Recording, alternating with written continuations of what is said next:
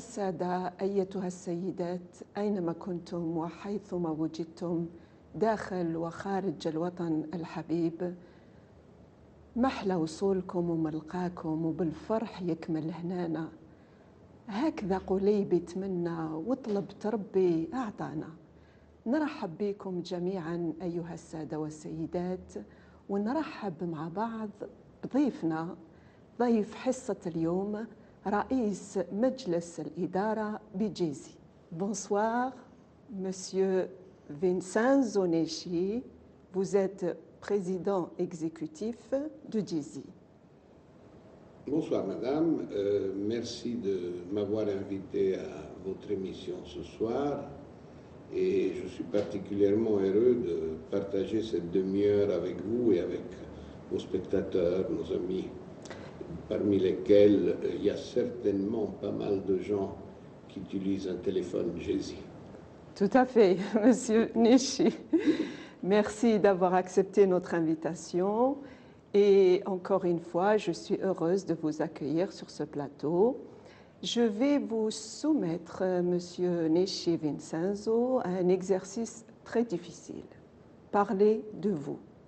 Vous êtes président exécutif de Djezi. Vous jouissez d'une expérience et d'une expertise reconnue dans la technologie, l'énergie, les télécommunications, depuis près de 40 ans. Je sais que vous êtes modeste, mais les règles de l'émission veulent que vous parliez de vous. Qui est Monsieur Nesci Vincenzo? من هو السيد فينسانزو نيتشي? Je vous écoute. Alors, je dirais que c'est une personne, un homme comme tous les autres, qui a eu la chance de naître dans une famille qui lui a inculqué des valeurs et qui lui a offert une très bonne éducation qui a été la base sur laquelle j'ai pu construire une carrière. C'est une carrière qui n'était pas celle que ma famille rêvait pour moi, probablement. Je suis né dans une petite ville du sud de l'Italie, et quand je dis du sud de l'Italie, c'est vraiment le sud profond. C'est une ville qui s'appelle Reggio Calabria. C'est la dernière ville de l'Italie continentale. En plein cœur de la Méditerranée. C'est en plein cœur de la Méditerranée. Si j'étais né algérien, je dirais que je suis né à Tamanrasset. Tout à fait. Même un peu plus au sud de Tamanrasset. Oui, et la mer Méditerranée, c'est notre maman la mer Méditerranée nourricière. fait partie de mes gènes. La mer en général, pas seulement la Méditerranée. Je suis un homme né sur la mer, grandi sur la mer, et c'est pour ça que à l'âge de 15 ans, j'ai quitté ma famille pour aller faire des études dans une école navale à Venise. Très bien. Donc, la mer toujours. Et j'ai continué mes études dans une grande école de commerce à Milan, l'université Bocconi, où j'ai commencé une carrière universitaire, où j'ai rédigé une thèse qui a vraiment marqué ma vie, car c'était une thèse sur le système bancaire du Maroc. Donc je suis parti au Maroc, mes recherches, et je pense que j'ai été piqué par le virus des pays du sud de la Méditerranée. L'échange entre les deux rives. Voilà, l'échange entre les deux rives. Et je suis rentré pendant un an et demi à l'université. Et après, je suis parti faire mon service en Somalie, donc l'océan Indien. Masha'Allah. Et au moment de revenir après mes 2 ans de service, le choix était, qu'est-ce que je fais? Je repars à l'université, j'avais recommencé effectivement à donner mes cours à l'université, mais je cherchais aussi quelque chose de différent, car je voulais quand même vivre dans ces pays et ne pas avoir une vision théorique de l'entreprise, mais me confronter avec la réalité de l'entreprise. Très bien. Et c'est comme ça que j'ai trahi la grande culture, la grande maison universitaire, pour un grand groupe qui était General Electric, qui m'a proposé de partir en Libye, où j'ai vécu 2 ans en dirigeant leur filiale installation là-bas. Vous avez beaucoup voyagé en Méditerranée. Au Nigeria. Oui, en Afrique, oui. Et du Nigeria, on m'a proposé de changer à nouveau de cap, et je me suis retrouvé dans les télécoms en Égypte. Et vous avez... Et d'où vous vient cette force d'adaptation? Vous vous adaptez très vite. La belle chose de la vie, c'est d'être curieux. Curieux, J'ai oui. toujours été curieux. J'ai toujours aimé aller voir qu'est-ce qu'il y a derrière le mur. Ça, depuis votre tendre enfance, comment vous étiez enfant? Bon, c'est sûr, vous étiez curieux, turbulent, sage, tranquille, curieux, rêveur. Comment vous étiez, Monsieur Neshi? Moi, j'étais un enfant comme pas mal des enfants, certainement gâté à cause du contexte familial dans lequel j'évoluais. Mais j'ai eu une éducation très stricte, donc c'était certainement pas les turbulences, car les turbulences étaient punies de façon très sérieuse par ma mère. Pas par mon père, mais par ma mère. Et donc gâté dans quel sens? J'avais de la chance d'être dans un milieu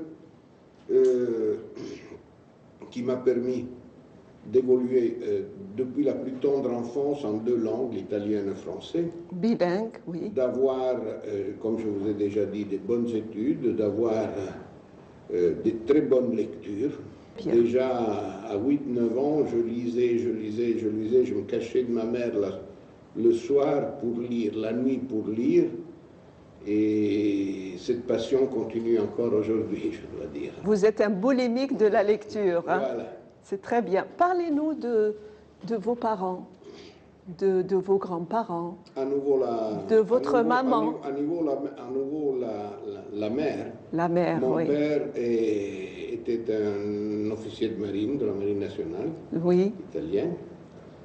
Et ma mère, napolitaine, c'était la partie la plus au nord de la famille que la maman, oui. Non, pas vraiment, pas vraiment. Elle était présente. Elle était présente. Et oui, la famille était très présente, une grand-mère à la forte personnalité, qui était là vraiment le chef de la famille. Et qu'est-ce qu'elle vous a transmis, votre grand-mère? L'appréciation du beau, l'appréciation de certaines valeurs, le fait d'être toujours honnête, de se battre. Oui. Car je pense que j'ai eu la chance, de par mes origines, de partir avant les autres.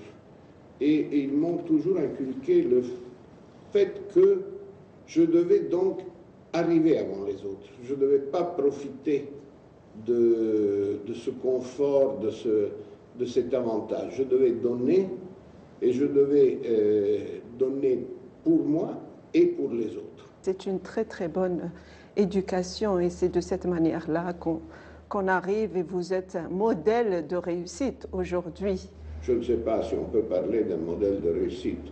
Ce que je peux dire, c'est que contrairement au plan de mes parents qui avaient pour moi probablement des idées complètement différentes, la diplomatie ou bien le notariat, une carrière de notable local dans ma petite ville du sud de l'Italie. Oui. J'ai pris mes valises à 15, j'avais 15 ans, et je suis parti. Et depuis, j'ai jamais arrêté de bouger et de m'intéresser au monde, à mon prochain, à tout un tas de choses. J'ai découvert, je pense que dans toutes ces années de voyage, de travail, dans des cultures différentes, dans des contextes parfois difficiles, parfois dangereux, j'ai apprécié la vie et j'ai apprécié la connaissance des autres, d'autres traditions, d'autres cultures, d'autres religions, d'autres musiques. Vous avez fait de votre... Toujours dans le respect des valeurs des autres, tout à fait. Le dialogue des civilisations, le dialogue des cultures. Non, pas du tout. Je pense qu'on est sur cette terre pour se comprendre et donc... et pour échanger. Tous ceux qui cherchent à détruire le proche, tous ceux qui cherchent à s'imposer au nom de valeurs qui n'ont aucune signification, c'est des gens impossibles, c'est des gens avec qui il ne faut pas tomber dans leur piège. Il faut garder nos valeurs, il faut les défendre, il faut s'en faire une raison de vie. Tout à fait. Monsieur Neshi, vous êtes un humaniste et c'est possible un monde de l'amour dans tant de haine aujourd'hui? Je suis un humaniste, oui, mais je ne me fais pas d'illusions.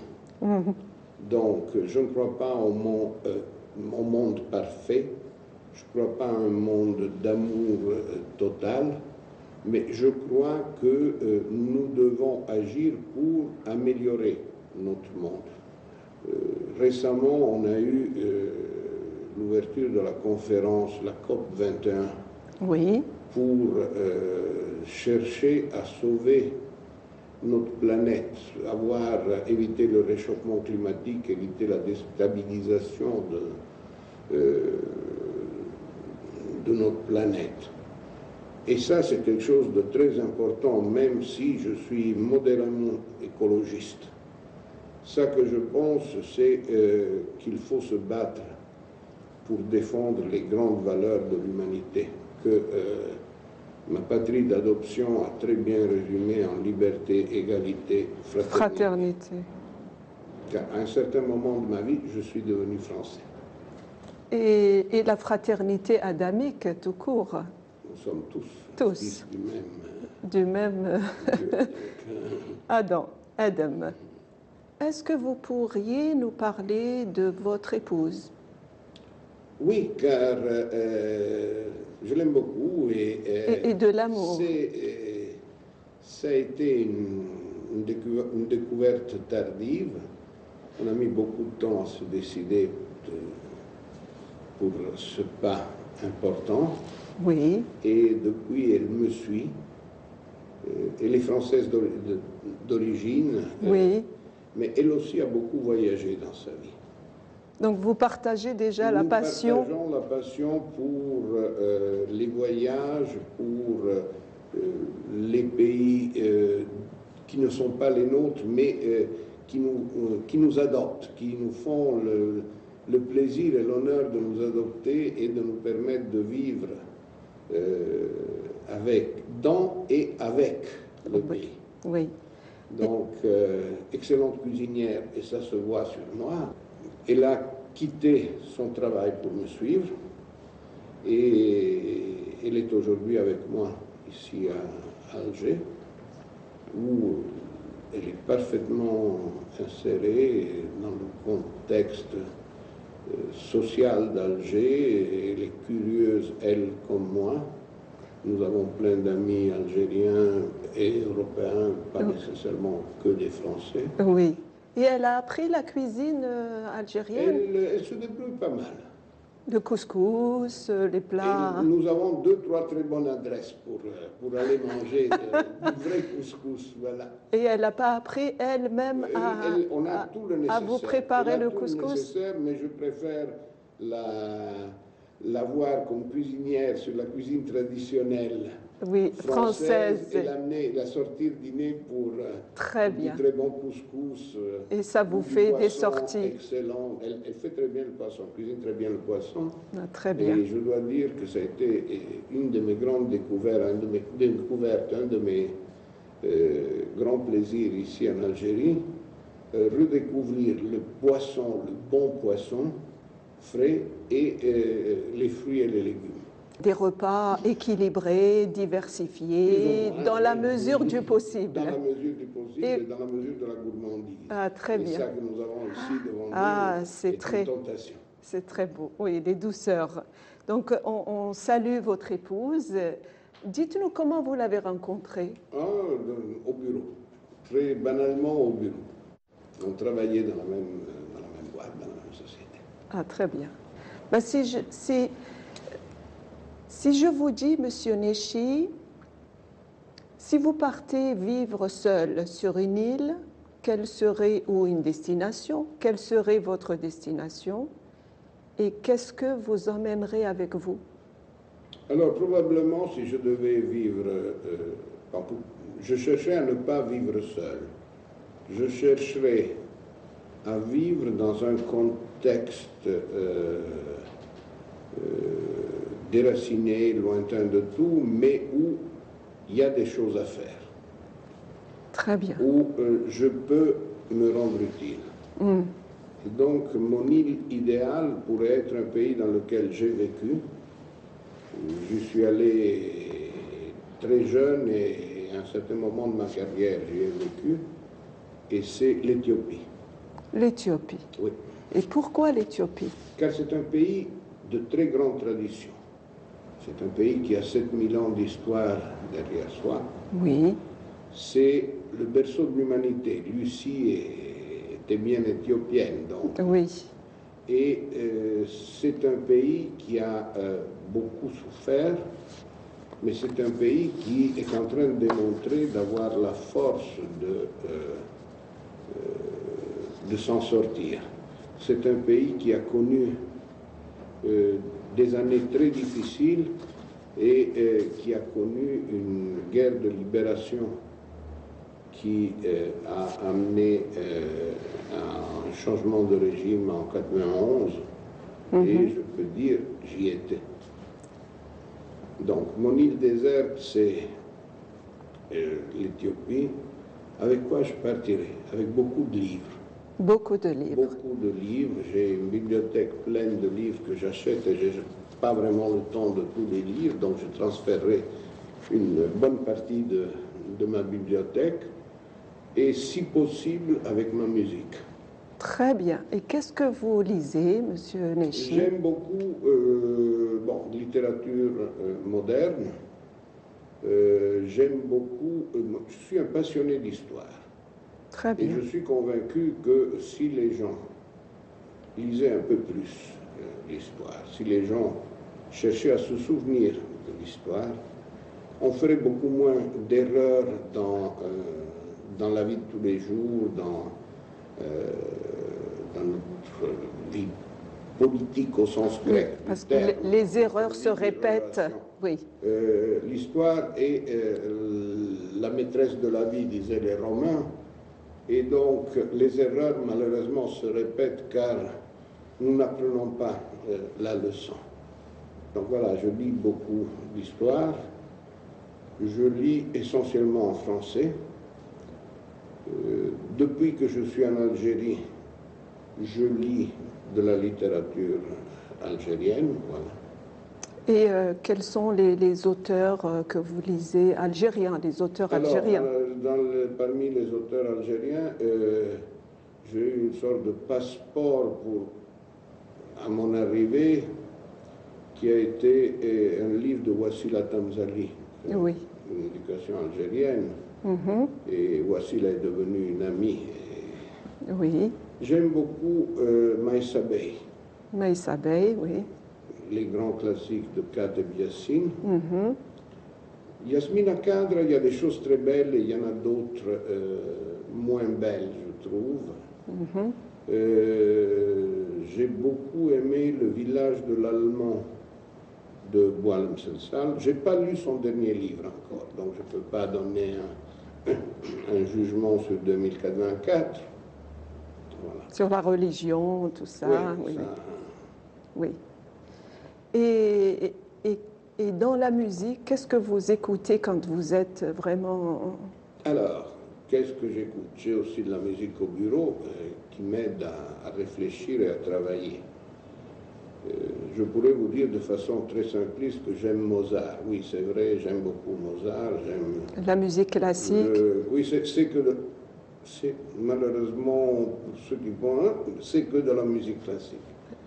C'est très beau, Donc, la musique classique. Je pourrais vous dire Mozart, mais...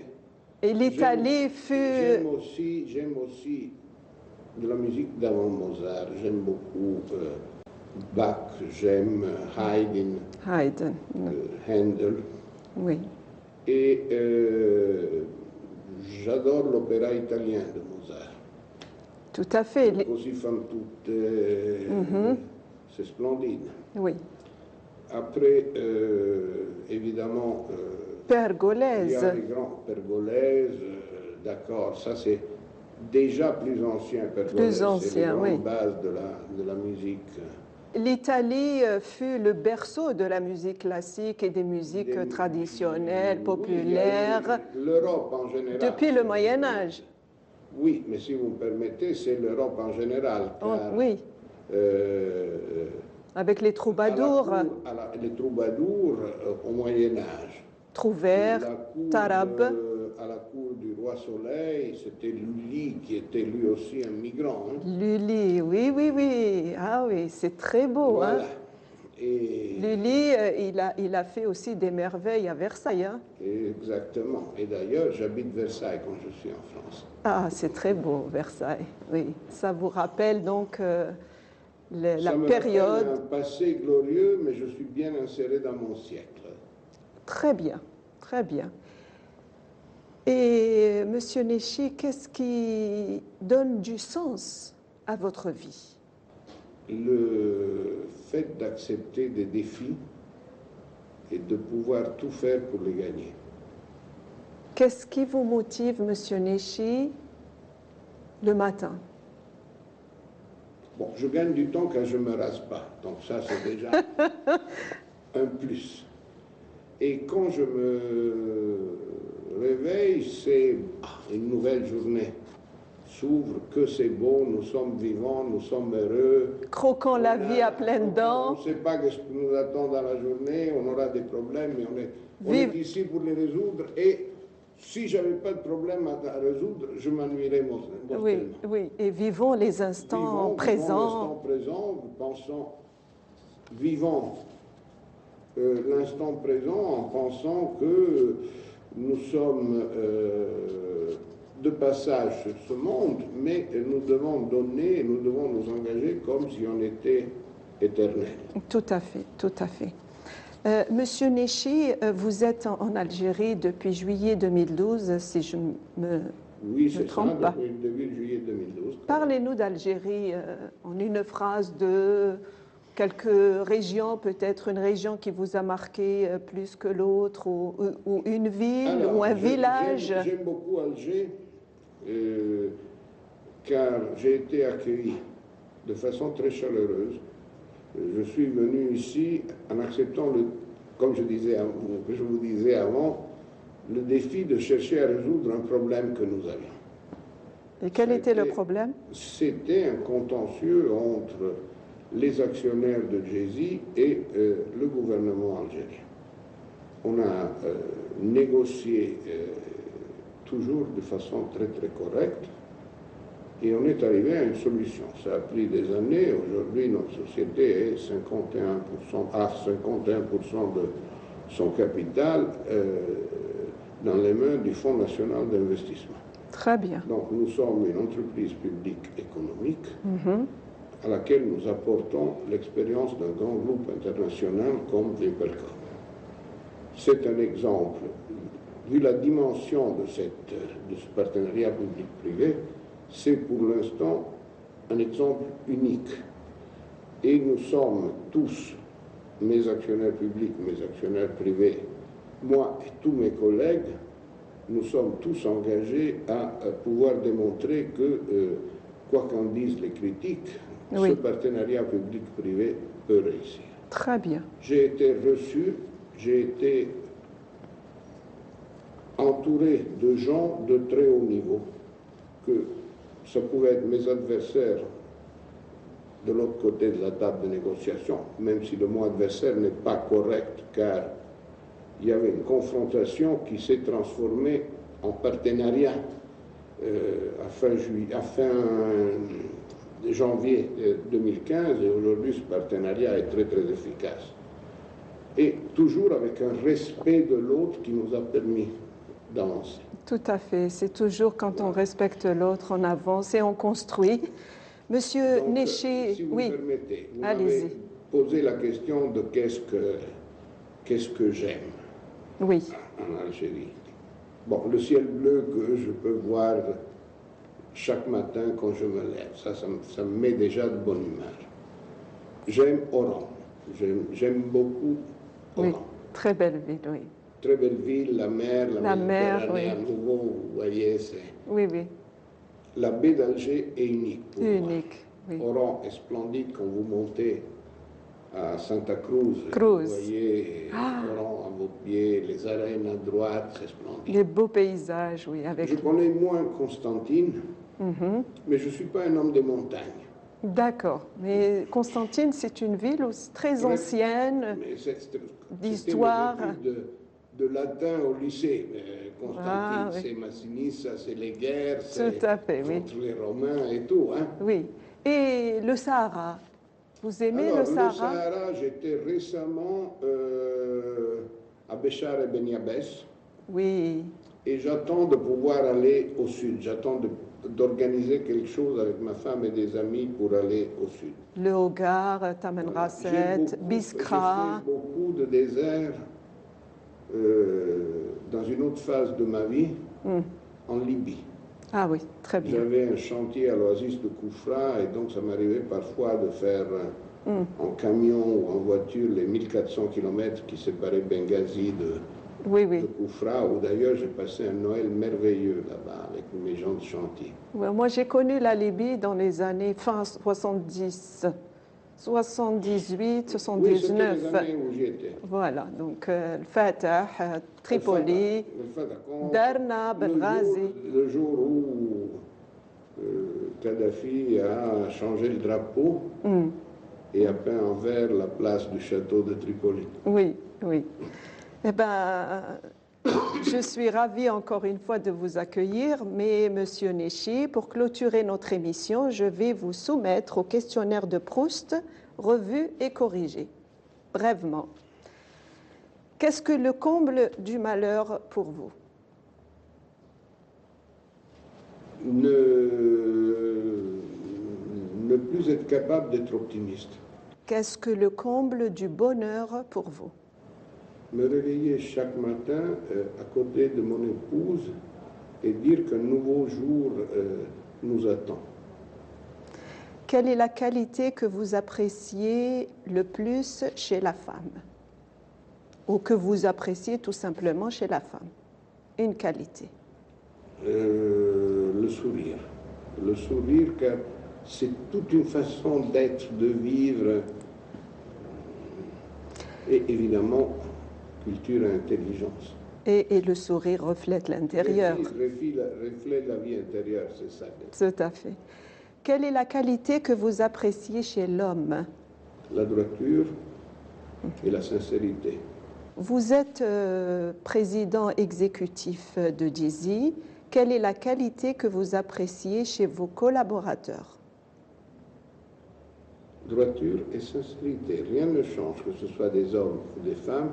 Nous sommes tous ensemble, nous faisons partie d'un corpus unique qui travaille sur un objectif commun qui est la réussite. Et donc, il ne faut pas se cacher, il ne faut pas faire des petits jeux, des petits mensonges, ouvrir, envoyer un mail avec 30 personnes en copie simplement pour démontrer qu'on existe. Non, nous sommes tous là pour travailler dans la même direction. Si vous devez vous définir, quelles sont vos qualités et vos défauts? Je suis tenace. Dans ma ville natale, on dit que nous avons la tête plus dure que les mulets ou les ânes. Donc c'est bien ancré en moi. Je suis curieux et j'aime la vie. Je suis irascible, je peux être parfois méchant si je m'aperçois qu'on est en train de se moquer professionnellement de moi. Pour terminer, que diriez-vous à la jeunesse algérienne qui vous regarde ce soir, Monsieur Nechi? Je pense qu'on a un projet commun, nous, entreprises, et vous, jeunesse. Vous avez la chance de pouvoir contribuer à la construction de votre pays. Donc, soyez le plus possible entreprenants, lancez-vous dans toute une série d'initiatives. Le pays est en train de faire un effort pour changer ses structures économiques. Vous pouvez être les acteurs de ce changement. Et je crois que c'est un défi que vous pouvez gagner, vous pouvez sans doute réussir et vous pouvez contribuer à l'Algérie de demain à laquelle nous, entreprises, nous contribuons aussi. Nous avons besoin de vous. Nous avons besoin de jeunes geeks, nous avons besoin de jeunes entrepreneurs qui viennent nous proposer des choses intelligentes, des choses que nous pouvons transformer en succès commercial, des applications. Voilà qu'est-ce que je dirais à la jeunesse algérienne. Très bien. Vous êtes président exécutif de JESI. Vous jouissez d'une expérience et d'une expertise reconnue dans la technologie, l'énergie, les télécommunications depuis près de 40 ans. Merci d'avoir accepté notre invitation et encore une fois, je suis heureuse de vous accueillir sur ce plateau.